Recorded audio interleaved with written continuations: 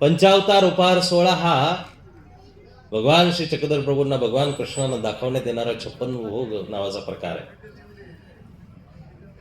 इंद्राला वाटलं की आपली सत्ता ह्या जगावरती साबूत राहावी आणि ती सत्ता साबूत राहिली पाहिजे. ह्या कारणाने इंद्राने अतिवृष्टी करण्याला सुरुवात केली.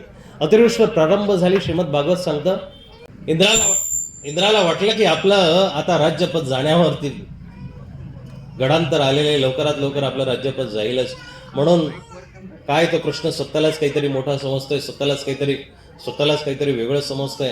मलाही मानत नाही, मलाही काही जुमानत नाही आणि माझी इंद्रपूजा बंद केली आहे. म्हणून त्या इंद्राने मुसळधार वृष्टी चालू केली आणि मग अवघं गोकुळ व्हायला लागले, वृंदावन व्हायला लागलं. ते छोटे छोटे वस्त्र पाण्यामध्ये व्हायला लागले, झाडं उन्मळून पडायला लागली आणि माणसांची जी छपराची घरं होती ती उडून जायला लागली, घरं गळायला लागली, वाडे गळायला लागले, पडायला लागले. अशी अवस्था बघितल्यानंतर इंद्राने हा प्रकोप चालू केला आणि अशी अवस्था त्या बाळकृष्णाने बघितली. बाळकृष्ण आणि गोपाळांना एकत्र केलं आणि एकत्र करून बाळकृष्ण म्हणतात की आपण इंद्राची पूजा केली नाही म्हणून इंद्र प्रकोप झालेला आहे, तरीही आपण त्याची पूजा करायची नाही. एवढं ठरवून चला. त्याची पूजा आपल्याला कुठल्याही पद्धतीने करायची नाही. कारण तेतम दुक्ता सर्ग लोकम विशालम. तर स्वर्ग लोकामध्ये राहणारा असेल पण तो आपल्याला तिथं कायमचं ठेवणार नाहीये. तो आपलं पुण्य संपलं की परत आपल्याला खाली टाकेल. म्हणून त्याला कशाला बसताव? इंद्राची पूजा नाकारण्याचं भगवान कृष्णाचं गीतेमध्ये किंवा भागवतामध्ये हेच प्रमाण आहे की त्याची पूजा न करण्याचं कारण हेच आहे की त्याच्या ठिकाणी तुम्ही जाल, थोड्या काळापुरतं राहाल, एसी लागलेला असेल, मस्तपैकी खाणं पिणं असेल, अप्सरा असतील, अमकं सुख असेल, तमकं सुख असेल, डल्लपच्या सगळं काही सुख असेल. पण गीता सांगते तेतम भुक्त्वा सर्व लोकम विशालम. जेव्हा पुण्य संपलं, भोगणं संपलं की पुनरपी जन्म, पुनरपी मरणम, पुनरपी जननी जठरेशन. पुन्हा तुम्हाला खाली यावं लागेल. पुन्हा खाली आले, पुन्हा भोग सुरू झाले. त्यापेक्षा एक काम करा, त्या इंद्राची पूजाच बंद करा. मग इंद्राची पूजा नाही करायची तर काय होईल?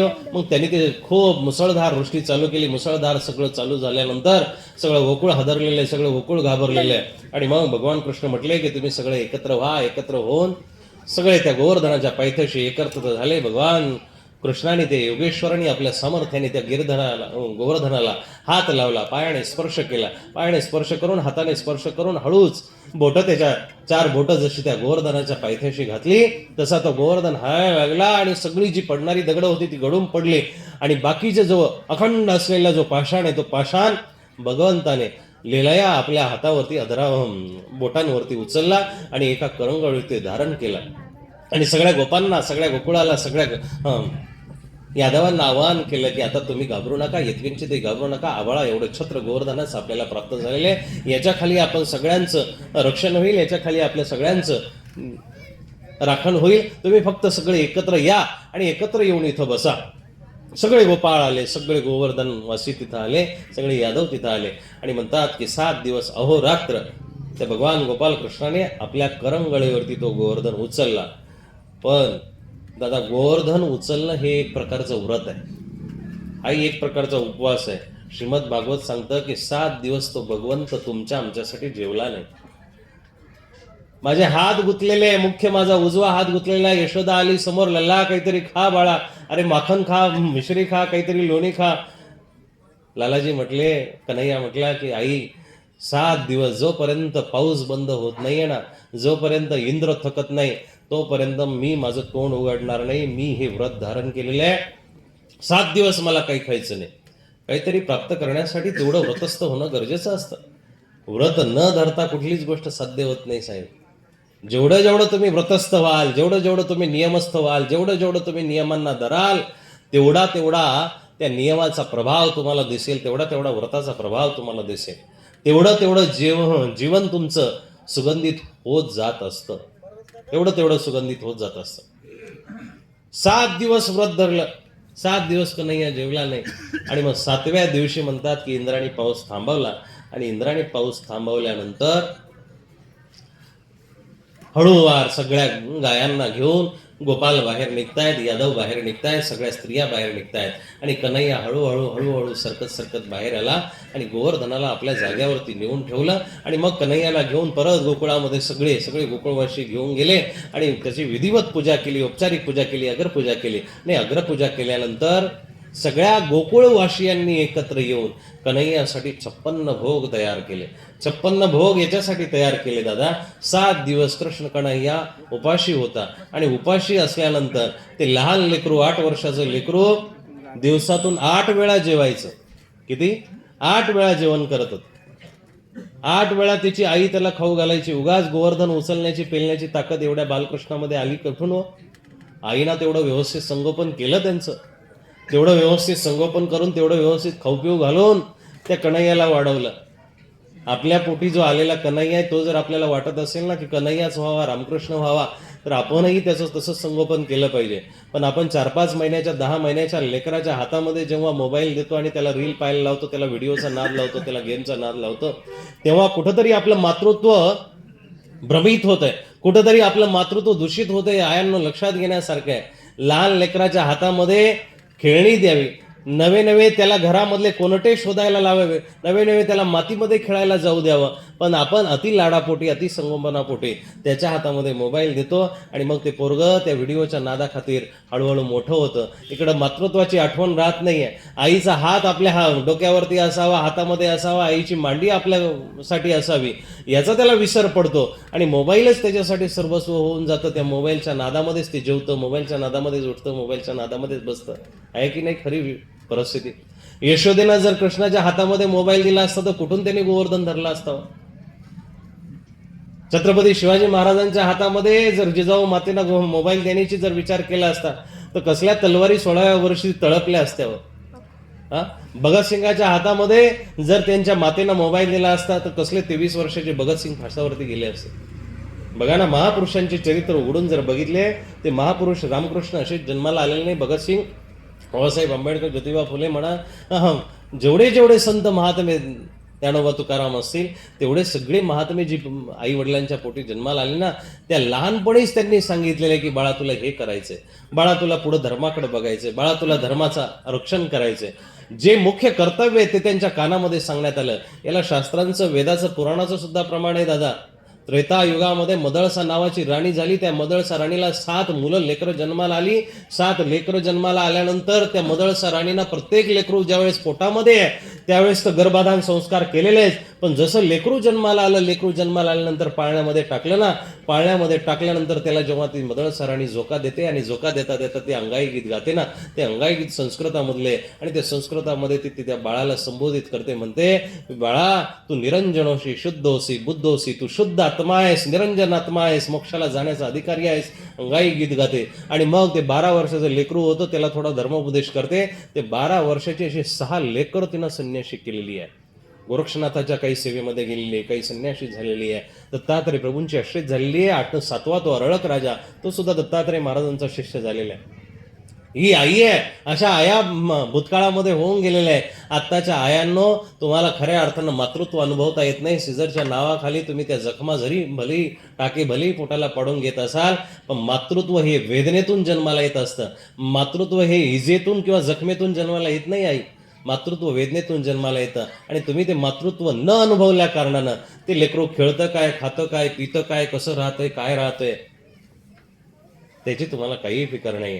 आई म्हणून जर तुम्हाला वाटत असेल ना ह्या पौराणिक शेवटच्या श्वासापर्यंत आपल्याला आई म्हणावं, तर लक्षात घ्या की त्या बाळाच्या हातामध्ये 4-5व्या महिन्यामध्ये मोबाईल देण्याऐवजी 4-5व्या वयामध्ये त्याला त्याच्या हातामध्ये एखाद्या महापुरुषाचा फोटो द्या, त्याच्या हातामध्ये एखादं पुस्तक द्या, भलेही ते पानं फाडून टाकेल, गीतेचा ग्रंथ द्या आणि त्याला सांगा की याच्यातली तुला आई शिकायची आहे, याच्यातला तुला श्लोक शिकायचा आहे, याच्यातून तुझा धर्म उजागर करायचा आहे.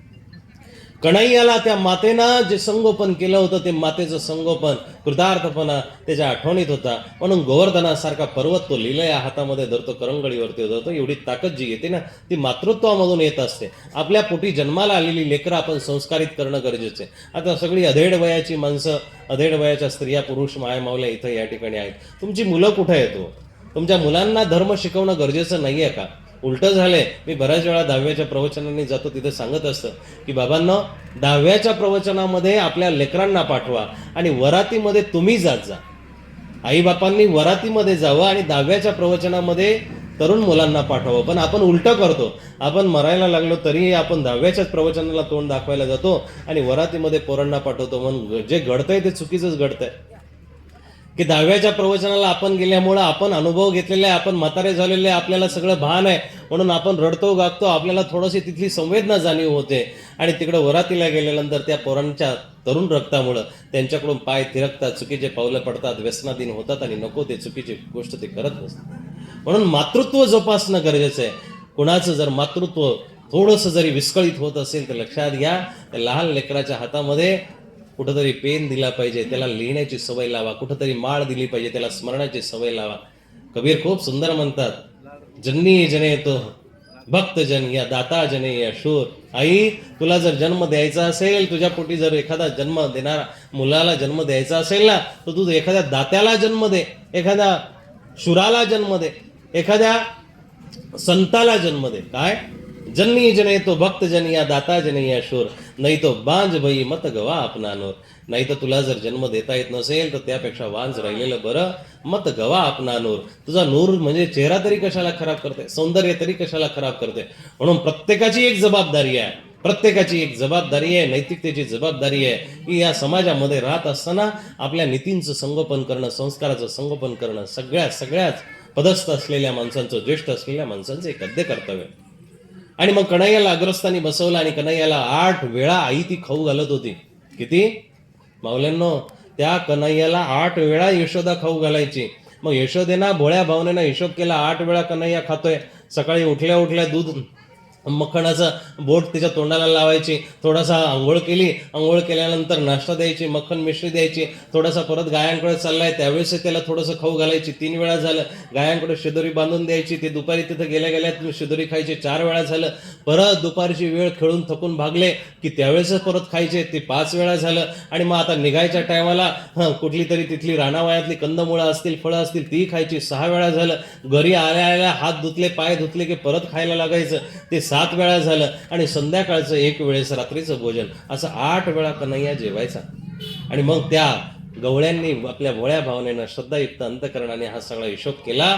आणि मग 7 दिवस कन्हैया उपवाशी राहिला, व्रतस्थ राहिला, गिरधराला गोवर्धनाला उचलून तो उपवाशी राहिला. म्हणून 7 8 56 का 8 7 56 दोन्ही सारखंच, वाटीतलं ताटात आणि 8 7 56 असा 56 भोगाचा उपहार, वेगवेगळे पदार्थ तयार केले. आजही जर तुम्ही वृंदावनामध्ये जर गेले तर त्या वृंदावनामध्ये 56 प्रकारची व्यंजनं, 56 प्रकारचे भोग त्या कन्हैयाला, कृष्ण कन्हैयाला, बाकी बिहारीला दाखवले जातात आणि त्याचा नैवेद्य कृष्ण साक्षात स्वयं स्वीकार करतो. अशी ती परंपरा आहे. आणि मग मानवभाव संप्रदाय कृष्णाला मानणारा असल्या कारणानं मानवभाव संप्रदायामध्ये सुद्धा ही पंचावताराची उपहाराची संकल्पना आहे. आता तुम्ही मंदिरात जाल, तिथं उपहार दाखवताना बघाल भले मोठे पराती एवढी थाळ आहेत, त्याच्यामध्ये सगळ्या भाज्या आहेत. मेथीची भाजी, कांद्याची भाजी, तांदूळक्याची भाजी, चंदनबट्याची भाजी, वालवडीची भाजी, बटाट्याची भाजी, कोबीची भाजी, फ्लावरची भाजी, जेवढे असतील, गुलाबजामुन असेल, जिलेबी असेल, रबडी असेल, दूध मलाई, मटर मलाई, काय जेवढं असेल ते सगळं त्याच्यामध्ये ठेवलेलं आहे. आता त्याच्यात देण्याच्या पाठीमागचा भाव काय हो?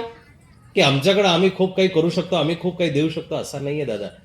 एका वाक्यामध्ये तुम्हाला सांगू का, त्या सगळे देण्याच्या पाठीमागचा असा भाव आहे, सुंदर असा भाव आहे की एवढी पदार्थ ठेवलेली, एवढं ताट भरून तुझ्या समोर ठेवलेले, आणि हे जगन्निया परमात्मा गिरिधरा, की ह्या ताटामधल्या एका तरी पदार्थाला आपलं म्हणून याच्यातला एक तरी घास स्वीकार कर आणि आम्हाला कृतकृत्य कर, आम्हाला त्याचा उचिष्ट प्रसाद होऊ दे.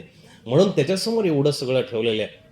एखाद्या ना आवडत्या व्यक्तीला जेव्हा तुम्ही पदार्थ देऊ इच्छिता, तो यालाही नाही म्हणतो, त्यालाही नाही म्हणतो, लहान लेकराप्रमाणे, पण एक तरी वस्तू त्याच्या आवडीची येते आणि तो त्याला हा म्हणतो. त्या पद्धतीने त्या पंचपक्वानांना, 56 पदार्थांना तो परमात्मा स्वीकार करणार आहे. आणि तो स्वीकार करण्याचा उत्सव म्हणजे पंचावतार महोत्सव. असे 3 महोत्सव या ठिकाणी साजरे होत आहेत. या 3ही महोत्सवाला आपण सर्वांची हजेरी या ठिकाणी आहे. आता हे बघा, आता यानंतर प्रसाद जो होणार आहे ना, तो प्रसाद तेव्हाच खऱ्या अर्थानं प्रसाद होऊ शकतो की जेव्हा तुम्ही भजन केलेलं असेल. भजन ऐकल्यानंतरच भोजन प्रसाद होऊ शकतं. नाही तर ते जिलेबीच असणार आहे, नाही ते मटकीच असणार आहे, भातच असणार आहे, ते पदार्थच असतील, त्याला प्रसाद म्हटल्या जाणार नाही. महाप्रसाद जर त्याला करायचं असेल तर तुम्हाला तासभर अर्धा तास इथं यावं लागेल, भजन ऐकावं लागेल, संकीर्तन ऐकावं लागेल, चांगलं ऐकावं लागेल, आणि चांगलं घेऊन त्या सात्विक भावनेनं त्या प्रसादाला, त्या अन्नाला स्वीकारावं लागेल. तेव्हा तो प्रसाद तुमच्या हृदयामध्ये स्थिरता निर्माण करेल, शांती निर्माण करेल, स्वस्थता निर्माण करेल. परंतु जर नुसतं महाप्रसादाला आपण हजर राहिलं तर ते पदार्थच आपल्यासाठी असतील. म्हणून बाबांनो, चिंतन ऐकण्यासाठी सुद्धा उपस्थित राहणं गरजेचं आहे.